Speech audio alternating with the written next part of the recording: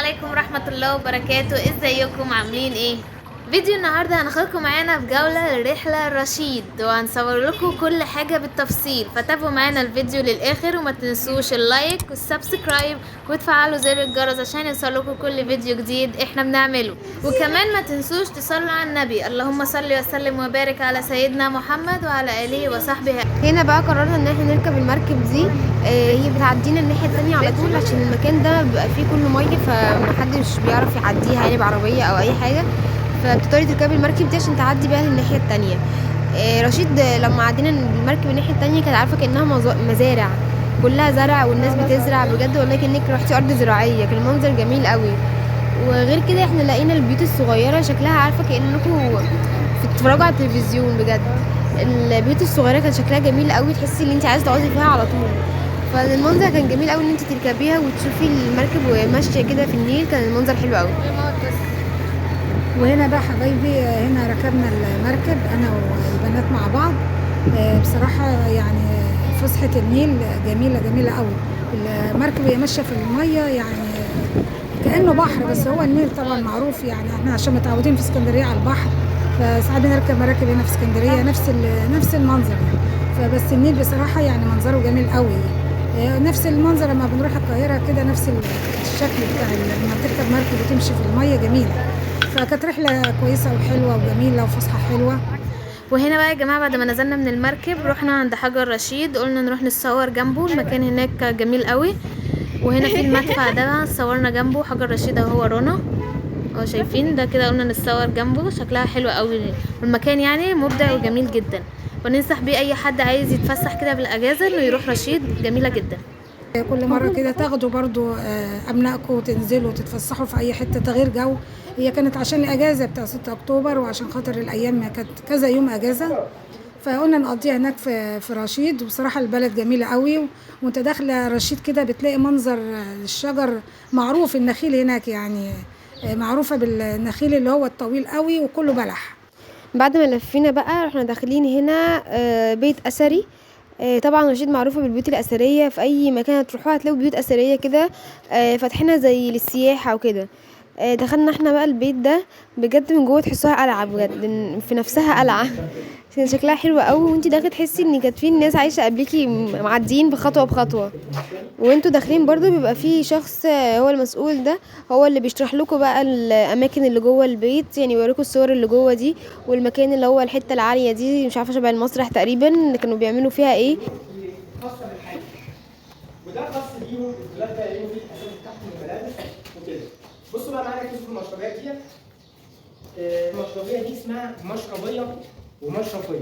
يعني ايه الكلام ده؟ مشربيه كانت بتحط قله الميه عن طريق النجمه دي عشان تسقع تشرب منها، وتبص على اللي تحت من خلال المشرفيه دي، تكشف اللي تحت واللي تحت ما يشوفهاش. تمام؟ نوع من الخصوصيه وعدم الاطلاع على الغريب، يعني هي لو بصت من هنا للصبح محدش يشوفها تحت.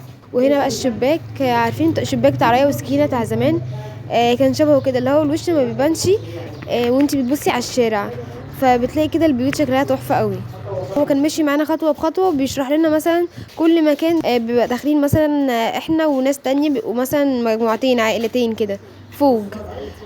كان بيشرح بقى لكله كل مكان بالظبط وظيفته ايه وفايدته ايه. بتبين لك الشكل القديم بتاع الطوبه بتاعت البيت اصلا، دي اساس الاصل بتاعه. دي حاجات أثرية. طبعا النجمات جت دي لازم عشان الزلازل. لو في زلزال دي نديها الطبقه دي طبعا. هنا الرمل والحجر الرملي والطبقه البيضاء دي بعثه جت هنا، انا كنت داخل معاها الشهر. بعثه ايطاليه، دول باحثين ايطاليين، وده رئيس بعثه، البعثه اسمها بعثه بادوفا الايطاليه. ده رئيس البعثه اسمه جورجيا، ودي كريستينا موندينا. هم اللي عاملين الطبقه البيضاء دي. ده الشكل القديم وده الشكل الجديد. طب ليه هنا عملوا الطبقه بيضاء ما عملوهاش صفراء؟ طبعا لما وقفت معاهم خلطوا الجير والحمى، خلطوها ببعض ويعملوا كده. ممنوع يجي كده تاني عشان تقنن الرطوبه والميه الجوفيه. فهنا البعثه قبل ما تمشي روقت لنا المكان وظبطتها وصورت الصور دي عشان تعرفوا دي بعثه من ايطاليا جت تحط الاكل تلف يوصل لجوه. فاهمين لغايه كده؟ وهنا بقى طلعنا على الدور اللي فوق، قلنا برضو نصور لكم كل حاجه عشان تبقوا شايفين البيت بيبقى هو كذا دور. فطلعنا على الدور اللي فوق برضو هو بيشرح لنا كل حاجه بالتفصيل، وبنسيبها لكم علشان تعرفوا ايه هي الحاجات اللي بتبقى موجوده جوه. كلامي صح بقى الترميم بالحليب ولا بالجلد؟ كلامي صح؟ ولا غلطان؟ مش علاء انت رايك في القضيه دي؟ الترميم بالحليب ولا لا؟ يبقى احنا ممكن بقى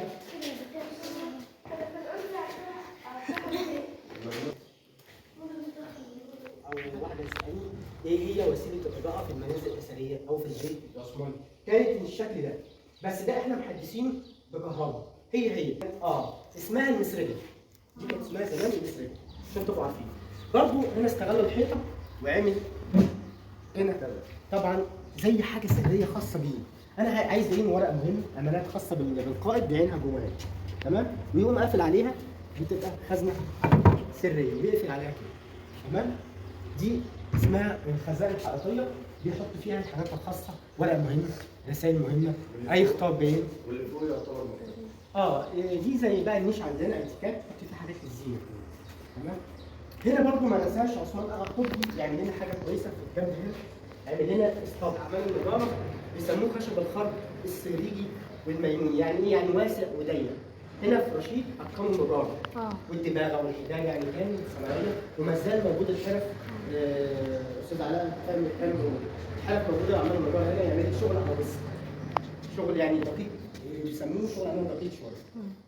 وبس كده بنكون وصلنا لنهاية الفيديو، واخدناكم في جولة سريعة كده في رشيد، وريناكم حجر رشيد والمدافع، وركبنا كمان معاكم المركب في النيل، وريناكم كل حاجة في رشيد، وكمان وريناكم البيوت الأثرية. ولو عجبكم الفيديو متنسوش اللايك والاشتراك في القناة وتفعلوا زر الجرس عشان يوصلك كل فيديو جديد احنا بنعمله، وهنستنى كومنتاتكم.